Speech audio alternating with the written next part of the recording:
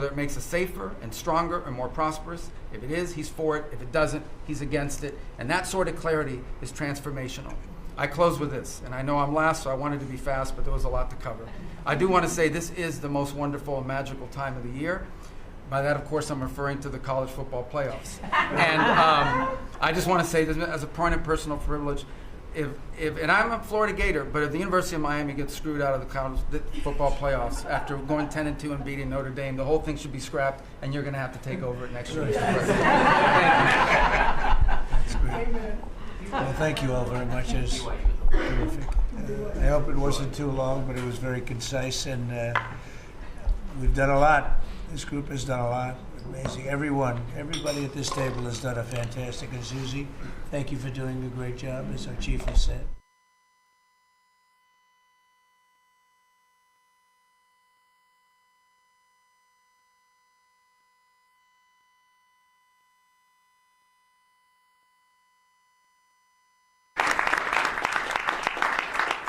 So after that, do you want to ask any questions? Mr. President, there's been a lot of speculation about who the next Fed chairman could possibly be. You said you had somebody in mind. Yeah. How many names were you given on the final list? And does that person currently work on the board of the Federal Reserve? Well, I'd say that we probably looked at 10.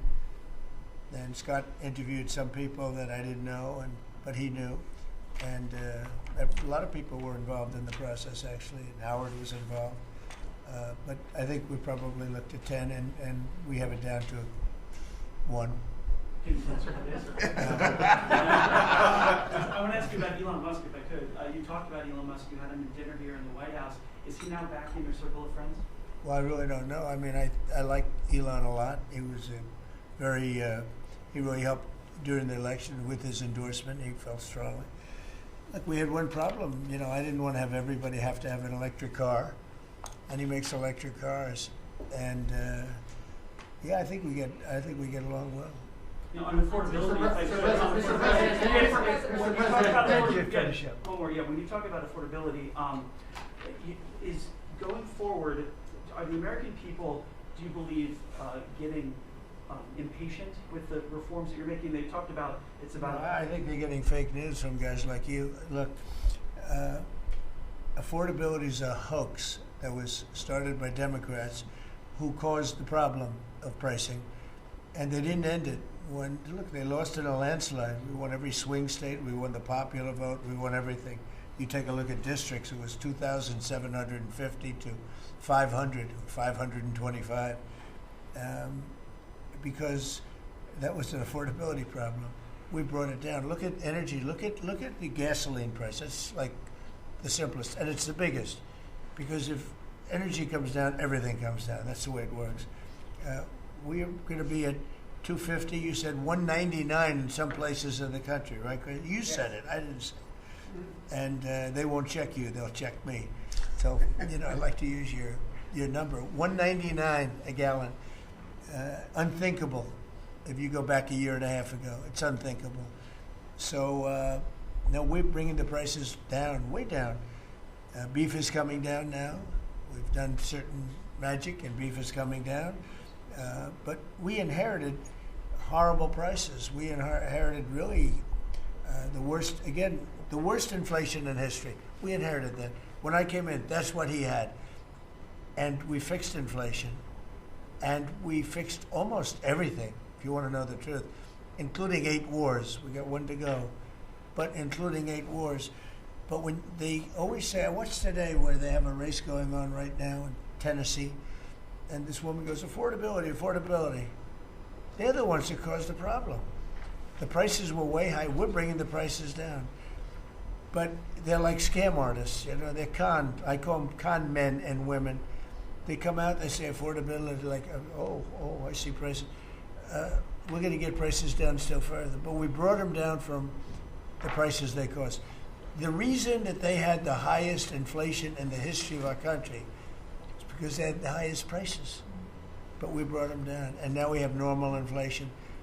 Yeah, please. Mr. President, thank you so much for taking questions. Thank you. Assembled Sure. Cabinet. I wanted to clarify something that you had said on Sunday regarding the boat strikes near Venezuela. You had said that you didn't know if the second strike on that one boat had happened, but you wouldn't have wanted it. Now that your administration has acknowledged that it happened, do you support that second strike? And Mr. Secretary, I wanted to clarify something you had said in the interview back in September, I believe on Fox News. You said that you would watch that strike live on television. In real time, did you know that there were survivors after the initial strike?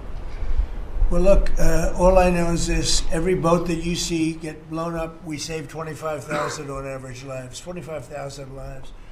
They've been sending enough of this horrible fentanyl and other things like cocaine and other things, but fentanyl right now is the leader of the pack, to kill our entire nation. Because a little speck on the head of a pin can kill somebody. It's very dangerous stuff. I know so many people where their sons were drug addicts. They had one little sample, and they died. They died. They couldn't believe it. As far as the attack is concerned, I still haven't gotten a lot of information because I rely on Pete. But to me, it was an attack. It wasn't one strike, two strikes, three strikes. Somebody asked me a question about the second strike. I didn't know about the second strike. I didn't know anything about people. I wasn't involved in it. I knew they took out a boat. But I would say this, they had a strike. I hear the gentleman that was in charge of that is extraordinary. He's an extraordinary person. I'll let Pete speak about him. But Pete was satisfied. Pete didn't know about second attack having to do with two people. I guess Pete would have to speak to it. I can say this, I want those boats taken out. And if we have to, we'll attack on land also, just like we attack on sea. And there's very little coming in by sea. I think we've knocked out over 90% of it. There's very little, and I understand that. There's very little. We're saving hundreds of thousands of lives with those pinpoint attacks. It's an amazing thing when you see a boat going along. And, a lot of the press would like to say they're not. You see the boat. They're not maybe drugs. You see these boats. First of all, who has 5 engines on the back of a boat going in weird directions and loaded up with lots of white containers? They're bags of things. No, they've done an amazing job. And Pete has done an amazing job. But Pete, you could probably better answer the question. No, you're spot on, sir. I think you got to start with the baseline, which Marco laid out, everybody's laid out. You got 20 million people invading our country over 4 years. We don't know where they're coming from. That includes Tren de Aragua and cartels and violent criminals. They bring drugs, and you mentioned it, Mr. President, poisoning, an intentional poisoning of the American people, killing hundreds of thousands of Americans. So the president had the courage to designate these cartels as designated terrorist organizations. Now, a number of us here served in the military and spent 20 years fighting terrorists like Al-Qaeda and ISIS on the other side of the world. How do you treat Al-Qaeda and ISIS? Do you arrest them and treat them, pat them on the head and say, don't do that again? Or do you end the problem? Motor fast boats or submarines that we've also struck. No one's fishing on a submarine. And I have empowered them to make that call. Now, the first couple of strikes, as you would, as any leader would want, you want to own that responsibility. So I said, I'm going to be the one to make the call after getting all the information and make sure it's the right strike. That was September 2nd. There's a lot of intelligence that goes into that, building that case and understanding that, a lot of people providing information. I watched that first strike live. As you can imagine, at the Department of War, we got a lot of things to do. So I didn't stick around for the hour and 2 hours, whatever, where all the sensitive site exploitation digitally occurs. So I moved on to my next meeting. A couple of hours later, I learned that that commander had made which he had the complete authority to do, and by the way, Admiral Bradley made the correct decision to ultimately sink the boat and eliminate the threat. He sunk the boat, and eliminated the threat. And it was the right call. We have his back, and the American people are safer because narco-terrorists know you can't bring drugs through the water and eventually on land if necessary to the American people. We will eliminate that threat, and we're proud to do it. So you didn't see any survivors, to be clear, after that first strike? I did not personally see survivors, but I stand, because the thing was on fire. It was exploded in fire or smoke. You can't see anything. You got digital. This is called the fog of war. This is what you in the press don't understand. You sit in your air-conditioned offices or up on Capitol Hill and you nitpick and you plant fake stories in the Washington Post about kill everybody, phrases on anonymous sources not based in anything. not based in any truth at all. And then you want to throw out really irresponsible terms about American heroes, about the judgment that they made. I wrote a whole book on this topic because of what politicians and the press does to warfighters. President Trump has empowered commanders to do what is necessary, which is dark and difficult things in the dead of night on behalf of the American people. We support them, and we will stop the poisoning of the American people. And Mr. Secretary, on the second strike, you said it happened more than an hour after the first strike? I couldn't tell you the exact amount of time. Minutes, or you had left the room? I already stated my answer quite clearly. So remember this, we lost last year, I think it was more than that, but people don't like saying it because they always said 100,000, 115,000, numbers we've been hearing for years. So we lost last year more than 200,000 people, dead people, ruined families beyond the 200,000. And those 200,000, that family will never be the same. But these people have killed over 200,000 people, actually killed over 200,000 people last year. And those numbers are down. Those numbers are down. They're way down. And they're down because we're doing these strikes, and we're going to start doing those strikes on land, too. The land is much easier. It's much easier. And we know the routes they take. We know everything about them. We know where they live. We know where the bad ones live. And we're going to start that very soon, too. Mr. President, thank you so much, Mr. President. And you know what? When we start that, we're going to drive those numbers down so low. And then you're going to have families be able to live without the fear of their son or daughter just having a pill to have a little fun and ending up dying within a period of 60 seconds, right? No, we're not going to let that happen. We're not going to let it continue to happen. What Biden did to this country by allowing all these people, and I call them animals in many cases, I think they're animals, to come into our country and destroy our country and let all those drugs pour in, let people just walk across the border like it was nothing. You look at them, a lot of them, you say, oh, let's not discriminate. I'm not talking about color. I'm just talking about you look into the eyes of some of these people. We're smart. And you see a killer. Come on in. Just come on in. 11,888 murderers. Many of them committed more than one murder. He allowed them into our country, totally unvetted, totally unchecked. But he also allowed drugs to come in at record numbers. And hundreds of thousands of people a year died. And we're taking those son of a bitches out, Thank you so much, Mr. President, for taking your questions. I think this is the most transparent administration I've ever seen. I'm impressed by these people. I'll tell you, how strong are you? You've been holding that for 2 hours. There are very few physically. There are very few people who could do it. I'm very proud of you. I have no idea who you are, but you're strong. Thank you, Mr. President. Mr. President, last week, militia groups in Iraq attacked the Christian region's gas field, the largest gas field, which even the U.S. companies invested in the energy sector in the Christian region. And the Christian Prime Minister requested the United States to provide them some sorts of means and defense systems in defending their civilian infrastructure and U.S. investment in the Christian region. Are you willing to providing them this support? And if I had this question, tomorrow the United States is going to open and inaugurate.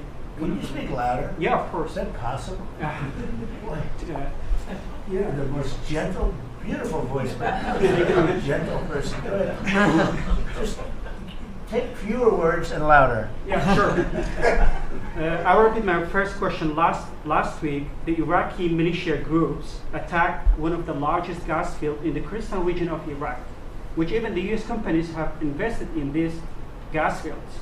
Yeah. And then, are you from Iraq? I'm from Kurdistan, Iraqi Kurdistan. Okay. Yeah. I'm working for Ruda Media Network. And the Christian region prime minister, he requested the United States to providing them some sort of defense system to defending these gas fields and U.S. investment in the Christian region. Are you willing to helping them? Well, we'll look at it. I heard about it, and I'm hearing about it more now, frankly. It wasn't at the top of my list. It's a very unusual question, I think, but I assumed you're from the area, and to you it's a very important question, and to me it is also, because people are being killed. I will say this, Iraq has been much different in terms of us than they were prior to us taking out the nuclear capability of Iran. Iran has gone down many, many steps in terms of its fear factor. They were the bully of the Middle East, and they're really not the bully of the Middle East anymore. And Iraq was being bullied by Iran. We had a president that thought it was brilliant to blow them up, and they blew them up, and all of a sudden, instead of having a power that was basically equal to Iran, they had Iran ruling the Middle East for a long period of time. But Iraq, from the day we hit them with those B-2 bombers and knocked out and obliterated, because CNN said, well, maybe it wasn't total obliteration. Well, it turned out it was totally obliteration. It was every single one of those missiles hit its target.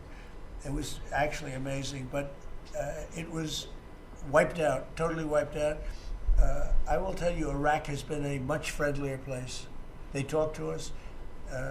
The Prime Minister actually nominated me, along with about 78 other countries, for the Nobel Prize. I'm the only one that was nominated by almost 100 countries that didn't get it. But that's okay. But I saved a lot of lives. But Iraq nominated us for the Nobel Prize, and that was a great honor. You know, we didn't expect that from Iraq.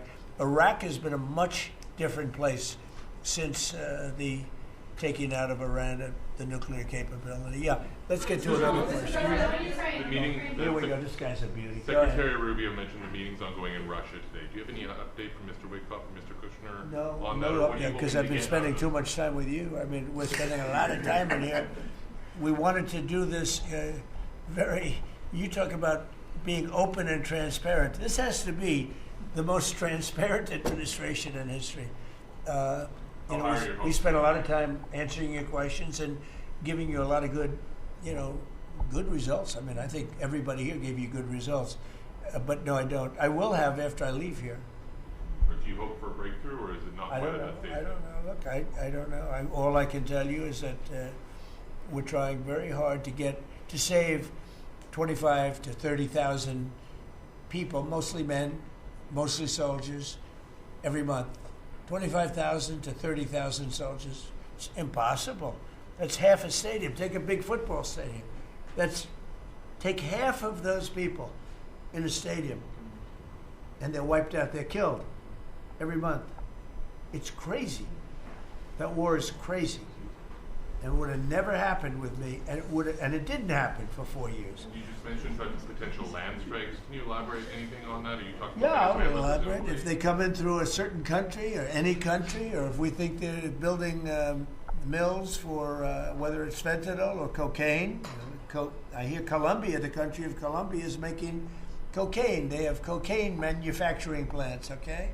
And then they sell us their cocaine. We appreciate that very much. But yeah, anybody that's doing that and selling it into our country is subject to attack. So not necessarily just Venezuela. No, not just Venezuela, no. Venezuela's been very bad. Venezuela's been really bad in something else, probably worse than most, but a lot of other people do it too. They would send murderers into our country. They would empty their jails into our country. They sent people into our country that we don't want. They sent their drug dealers and their drug people into our country. They sent people from their mental institutions into our country, and we're getting them out. That was bad. That was real bad. And they also sent drugs.